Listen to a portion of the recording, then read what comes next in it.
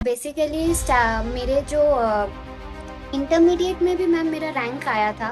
तो उससे उसमें ड्यूरिंग इंटरमीडिएट प्रिपरेशन मुझे पता चल गया था कि किस लेवल का प्रिपरेशन करना पड़ता है कि इंटरमीडिएट में रैंक लाने के लिए। और मेरे एक बड़े भाई है, उनका नाम विकास कुमार पोद्दार है, तो वो भी मुझे गाइड के, वो भी रैंक होल्डर है in both the level I know I know inter. I know I know last time मैंने उनका इंटरव्यू किया था, है ना? यस मैम, वही। Yes ma'am. He is your तो own brother? Yes ma'am, he is my own brother. Oh amazing, दोनों भाई बहन खिलाड़ी निकले। Yes ma'am. तो मैम वो भी बहुत ज़्यादा गाइड करते थे कि ऐसे पढ़ो वैसे पढ़ो, तो उनका गाइडेंस बहुत रहा दोनों लेवल में रैंक सिक्योर करने में। बहुत अच्छा मिला मुझे, मैंने वही पढ़ा और वही सारा लिखा है एग्जाम में। और आपका नोट्स, उसके अलावा मैम मैंने कोई अदर मटेरियल कुछ भी रेफर नहीं किया, बस यही दो मैंने पढ़ा है। और नॉर्मली मैम मैंने रिविजन टेस्ट यही सब किया है। So, hello everyone. Today we have Raj Nandini in front of us, and really amazing to announce that she is an All India rank holder, dosto. So, AIR 43, right, Raj Nandini? Yes ma'am, right. And to rectify myself, it is CMA Raj Nandini now. Yes ma'am, CA में Rajnandini. She has beautifully added the prefix CMA before her name. And मैं आपको बता दूं दोस्तों, inter में भी राजनंदी का rank आया था, CMA इंटर में भी, एंड फाइनल में also she has managed to secure rank. So first of all, heartiest congratulations, dear. Thank you so much ma'am. So how is the feeling? कैसा लग रहा है रैंक लाकर? मैम फीलिंग तो बहुत ज़्यादा अच्छा है, क्योंकि इतना 3-4 साल का मेहनत के बाद सीए में बन गए मैम, बहुत अच्छा लग रहा है। और इंटरमीडिएट में भी मेरा रैंक था, स्टार्टिंग से ही मेरा रैंक लाना था फाइनल में भी। तो इसी स्ट्रैटेजी के साथ हम प्रिपेयर किए थे मैम, तो फिर फाइनली रैंक भी मेरा सिक्योर हो पाया। You know, you are too sweet to talk. Your voice is really melodious. Thank you so much for coming on our channel.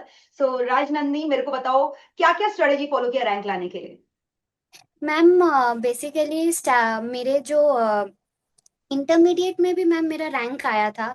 तो उससे उसमें ड्यूरिंग इंटरमीडिएट प्रिपरेशन मुझे पता चल गया था कि किस लेवल का प्रिपरेशन करना पड़ता है कि इंटरमीडिएट में रैंक लाने के लिए। और मेरे एक बड़े भाई है, उनका नाम विकास कुमार पोद्दार है, तो वो भी मुझे गाइड के, वो भी रैंक होल्डर है in both the level I know I know inter. I know I know last time मैंने उनका इंटरव्यू किया था, है ना? यस मैम, वही। Yes ma'am. So he's your तो own brother? Yes ma'am, he is my own brother. Oh amazing, दोनों भाई बहन खिलाड़ी निकले। Yes ma'am. तो मैम वो भी बहुत ज़्यादा गाइड करते थे कि ऐसे पढ़ो वैसे पढ़ो, तो उनका गाइडेंस बहुत रहा दोनों लेवल में रैंक सिक्योर करने में। और स्ट्रैटेजी वही जो नॉर्मल रैंकर्स फॉलो करते हैं, जैसे कि कंसिस्टेंसी, रिवीजन करना, स्पेशली थ्योरी सब्जेक्ट में कंटिन्यूअस रिवीजन करते रहना, वो हम्म। स्ट्रैटेजी था मैम। टेस्ट देना, एमटीपी, पीवाईक्यू, और बार बार रिवीजन करना मैम, यही नॉर्मली स्ट्रैटेजी था मेरा।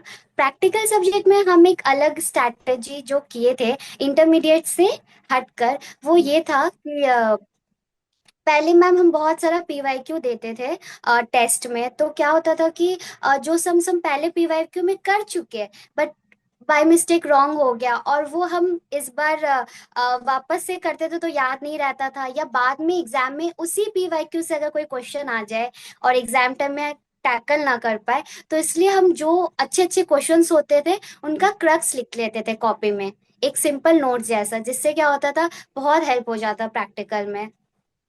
दैट्स रियली अमेजिंग, बिकॉज वैसे भी आपको पता है सिलेबस इतना लेंदी है और एक दिन का भी पूरा टाइम नहीं होता। यस मैम, इसलिए हर चीज शॉर्ट करना बहुत जरूरी हो गया था हम्म। कि लास्ट डे में एटलीस्ट जो मेरी गलती है जो हम हर बार करते, वो एक पेज में हम लिख ले, ताकि लास्ट टाइम हम देख लिए और वो मेरा काम हो गया, वो स्टेप का मिस्टेक एटलीस्ट एग्जाम में तो नहीं करे। Correct correct, amazing. So tell me one more thing, day before exam how you have study, क्योंकि सबसे ज्यादा स्ट्रगल मुझे लगता है ना, रेगुलरली आप कितना ही बढ़िया पढ़ लो but everything boils down to that single day, that day is really very important, just the day before exam. So what was your strategy for that?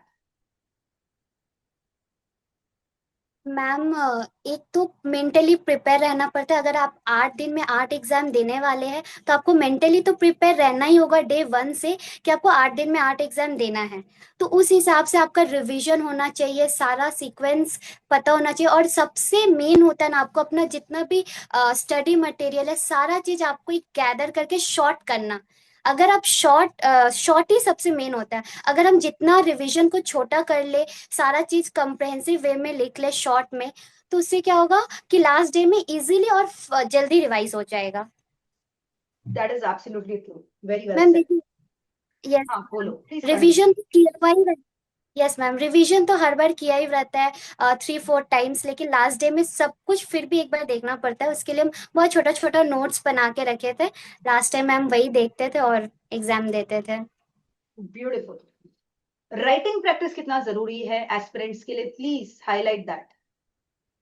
Ma'am writing practice तो बहुत ज़रूरी है, क्योंकि जनरली मतलब अ, मैंने क्या किया था कि स्टार्टिंग से मैं क्यूमुलेटिव रिवीजन करती थी। जो डे 1 में पढ़ा, सेकेंड डे में वही रिवाइज करके पढ़ा, तो ज़्यादा मेरा डिस्कशन वे में रिवीजन होता था।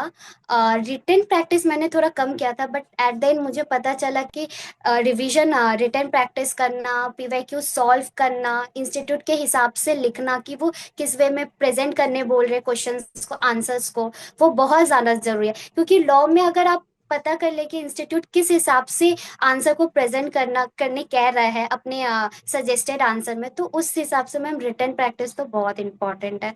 अगर वो कर लेता है तो इजीली अच्छा लिख पाएगा एग्जाम में। बिल्कुल, absolutely, very well said.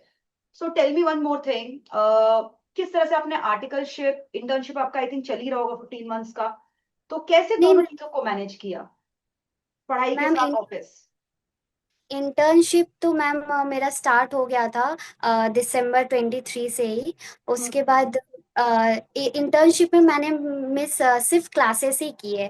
Classes किए, रिवीजन बहुत कम किया। आफ्टर 15 मंथ्स मैंने 18 मंथ्स का जनरली आर्टिकलशिप किया है। उसके बाद मैंने ऑफिस छोड़ के 9 मंथ्स का प्रिपरेशन किया है। उसके बाद ही मैंने मैम एग्जाम दिया है। मतलब 9 मंथ्स पूरा आपने रिगरसली मेहनत किया है, तब जाके this is the beautiful results. Yes ma'am. So how was your internship journey, please share with us. Ma'am मेरा इंटर्नशिप जर्नी बहुत अच्छा था, क्योंकि मैम मैंने स्टार्ट किया था पीएसयू से। सबसे पहले मैम मैंने आईटीआई लिमिटेड से स्टार्ट किया था। उसके बाद वो 3 महीने के बाद मुझे मैम कोलकाता पोर्ट ट्रस्ट, जो कि known as Shyama Prasad Mukherjee port, उसमें मैंने फिर ज्वाइन किया। एंड वहाँ का मेरा बहुत अच्छा एक्सपीरियंस था। मैम हम लैंड डिपार्टमेंट में काम करते थे, वहाँ बहुत एक्सपोजर था।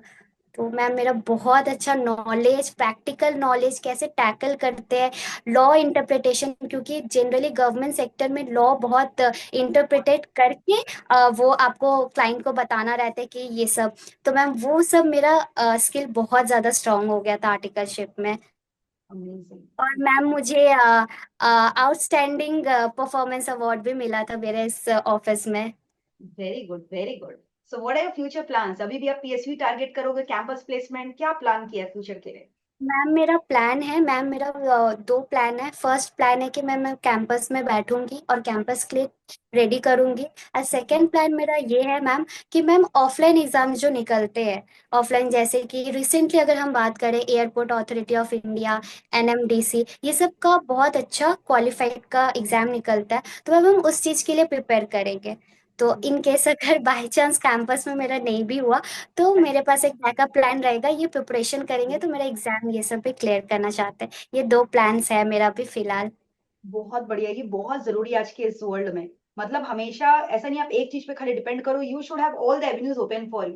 This is really a master stroke that you have talking about, very good, very proud of. Ma'am so Rajnandi, tell me one more thing कि राइटिंग प्रैक्टिस के साथ साथ आप मुझे ये बताओ कितनी बार आपने रिवाइज किया था? मतलब एक होता है ना, इतने बार हमें रिवीजन कर लेना है एग्जाम देने के पहले, तो कितने बार, कितने सीरीज ऑफ रिवीजन आपने किए थे? और उसके साथ ये भी बताओ, क्या इंपॉर्टेंस है मैराथन का, लास्ट मोमेंट रिवीजन का? क्या आपने वो सब रेफर किया था, मैराथन्स वगैरह देखा था? क्या इंपॉर्टेंस है, ये सब देखना चाहिए? और कितना इंपॉर्टेंट है एमटीपी प्रैक्टिस करना, प्रीवियस ईयर क्वेश्चन प्रैक्टिस करना, सबके बारे में बताओ। मैम रिवीजन तो मैंने बहुत टाइम्स किया था, मतलब more than 5 to 6 times. More than 5 तो मैं, क्यों मैम, मैंने आर्टिकलशिप छोड़ा तो उसकी स्टार्टिंग से ही मेरे क्लासेस काफी ज्यादा कंप्लीट हो गए थे, स्पेशली लॉ के तो कंप्लीट हो गए थे। तो मैंने मैम बहुत ज्यादा प्रैक्टिस डेली। मैम मेरा टारगेट रहता था कि दिन को हम 3 हाफ्स में बांटते थे। फर्स्ट 2 हाफ्स जो एकदम मॉर्निंग का रहता था, उस पे मैम हम सिर्फ लॉ पढ़ते थे, फर्स्ट 2 आवर्स सिर्फ लॉ, लॉ का रिवीजन करते थे। तो मेरा मैम हमेशा वो लॉ का रिवीजन हमेशा ही डेली बेसिस पे होता था, कभी हम स्किप नहीं करते थे। And written practice ma'am, last 3-4 months में मैंने मैम रिटन प्रैक्टिस, जब मैंने टेस्ट देना स्टार्ट किया तो हमको पता चला कि रिटन प्रैक्टिस बहुत इंपॉर्टेंट है। अगर हम जब तक लिखेंगे नहीं, एग्जाम में भी मेरा वो हाथ नहीं चल पाएगा कि भाई कैसे करना है। तो इसलिए फिर मैंने बिफोर 3 to 4 मंथ्स मैंने रिटन प्रैक्टिस स्टार्ट किया। बहुत सारा पीवाई क्यू और एमटीपी मैंने दिया था लॉ के लिए। Very good, very good. And एक चीज और बताओ, क्या ऐसा था कि आपने पूरा अपना पर्सनल लाइफ सेक्रीफाइस कर दिया था, सोशल मीडिया से पूरा कट आउट हो गए थे? क्या इंपॉर्टेंस है, लाइक अभी आप बहुत डिस्ट्रैक्शन देखते हो जेन जी एस्पिरेंट्स की लाइफ में, so tell me what you have done for it.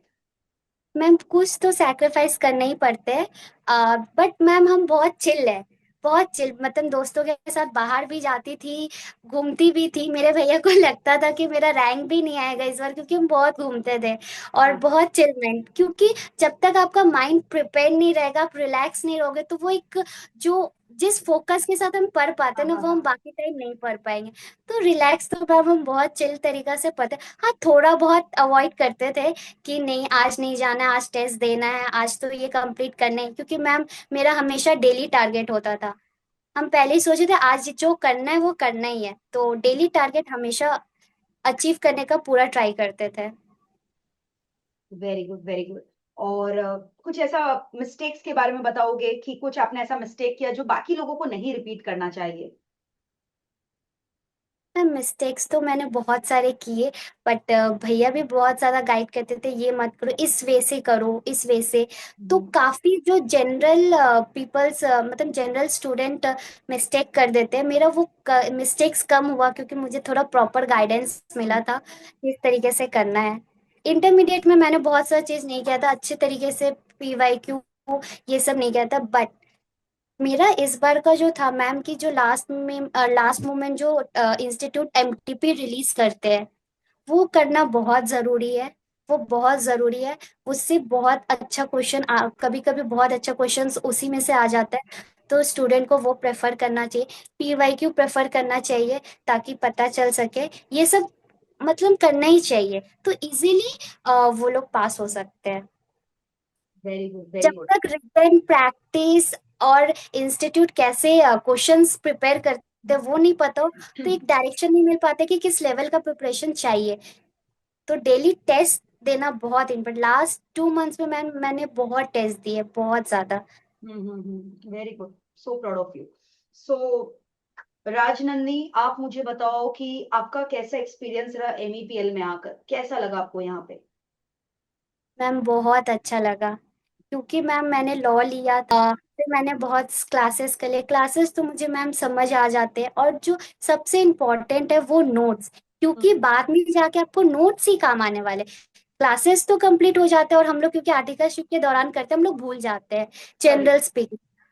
तो जब नोट्स होता है हम लोग के पास, एक अच्छा प्रॉपर स्ट्रक्चर नोट्स होता है, तो जब हम लोग वो पढ़ते हैं, हम लोग का सारा क्लासेस का जो लेक्चर्स होता है वो रिकॉल होने लगता है, मैंने ऐसे समझाया है। इस तरीका से नोट्स बहुत इंपॉर्टेंट होता है, स्पेशली थ्योरी सब्जेक्ट के लिए। तो मैम नोट्स बहुत अच्छा मिला मुझे, मैंने वही पढ़ा और वही सारा लिखा है एग्जाम में। Very good. तो और कुछ रेफर करने का दरकार पड़ा लॉ के लिए कि जो नोट्स, हैंड रिटन नोट्स हम लोग लिखवाते हैं वो अपने आप में ही सेल्फ सफिशिएंट है? मैम रेफर मैंने किया था, जैसे कि मैं इंस्टीट्यूट का भी बुक रेफर करती थी, हम्म, कुछ कुछ टॉपिक्स इंस्टीट्यूट के मैंने रेफर कि जो भी है आपको एक बार इंस्टीट्यूट तो रेफर करना है, इंस्टीट्यूट और आपका नोट्स। उसके अलावा मैम मैंने कोई अदर मटेरियल कुछ भी रेफर नहीं किया, बस यही दो मैंने पढ़ा है, और नॉर्मली मैम मैंने रिवीजन टेस्ट यही सब किया है। गुड। आपको आठों सब्जेक्ट में सबसे टफ पेपर कौन सा लगा out of the 8 papers? Ma'am हमको सबसे टफ लगता था डायरेक्ट टैक्स और एसएफएम। बट एसएफएम जब, क्योंकि एसएफएम जब मैंने स्टार्ट किया था, उससे पहले ही सबने बता दिया था बहुत टफ सब्जेक्ट है, बहुत टफ यस, सब्जेक्ट है, पेपर भी बहुत। टफ आया था इस बार। यस मैम, बहुत टफ है और बहुत मेहनत करना पड़ता है। तो फिर मैंने मैम क्लासेस ली, बहुत प्रैक्टिस किया, तो एसएफएम मैम मेरा फेवरेट सब्जेक्ट बन गया। मुझे एसएफएम Great. बहुत पसंद है। और डायरेक्ट टैक्स तो है ही, क्योंकि उसमें सब कुछ प्रैक्टिस, कभी को मैं जैसे मेरे भैया डेलॉइट में काम करते हैं, तो हम्म। प्लीज तो वो भी कंटिन्यू। अगर वो लोग भी कुछ पूछते हैं कि अच्छा ये कैसे होगा, कुछ आइडिया दो, तो डायरेक्ट टैक्स पढ़ के, क्योंकि लॉ पता है थोड़ा इनकम टैक्स का, तो उनको देने में बहुत मजा आता है, तो डायरेक्ट टैक्स भी मेरा बहुत फेवरेट है ma'am. Very good. So proud of you, dear. So tell me any tips, any strategy, last moment strategy you want to share with your fellow aspirants so that they can get the benefit out of this session. Ma'am यही है कि test आप test देना बहुत important है। जब तक आप टेस्ट नहीं दोगे, आपको पता नहीं चलेगा कि आप किस तरह, अभी आप किस लेवल पे हो। अपने आप को इवैल्यूएट करना बहुत ज्यादा इम्पोर्टेंट है। इसलिए हमेशा एग्जाम से एटलीस्ट 2 मंथ्स बिफोर आपको टेस्ट देना स्टार्ट कर देना चाहिए। वीकली या फिर आपको टेस्ट देना ही है, ताकि आप अपने आप को इवैल्यूएट कर सके, अपने मिस्टेक्स को इम्प्रूव कर सके, गाइडेंस ले सके। और सेकेंड चीज है, कंसिस्टेंसी तो करनी ही है। थर्ड चीज है कि आप वो, अगर 8 एग्जाम दे रहे हो, बोथ ग्रुप देने का सोचो, तो आपको अपने नोट्स शॉर्ट करने पड़े। रिवीजन के जितने भी नोट्स है, सबको शॉर्ट करके आपको बनाना पड़ेगा, ताकि लास्ट मोमेंट में आप जितना ज्यादा नॉलेज लेके एग्जाम में जाओ, ताकि आपका पेपर जैसा भी आए आप अच्छे से टैकल कर पाओ। ये दो इम्पोर्टेंट मैम मेरा टिप्स है। Very well said, very well said. मतलब बहुत ही अमेजिंग सेशन हुआ है। आई एम डेफिनेटली श्योर जितने भी स्टूडेंट्स आपका ये सेशन देख रहे हैं उनको बहुत ज्यादा बेनिफिट मिलने वाला है। And once again heartiest congratulation and wish you all the very very best for your future endeavour. So thank you so much Rajnandini for being here today and I am so happy to have you here. Thank you so much ma'am. Sure. Let us end this session today. And I hope to see you again in future. Once you get the job, do share with us कि क्या हुआ क्या नहीं हुआ, because we all want to know. Yes ma'am, मैं तो कोलकाता में ही रहती हूँ मैम, हम आपसे मिलने जरूर आएंगे। Definitely, आपका definitely. Job, yes ma'am. I will be waiting. Thank you so much. Thank you so much ma'am. Take care. Lots of love. Thank you ma'am.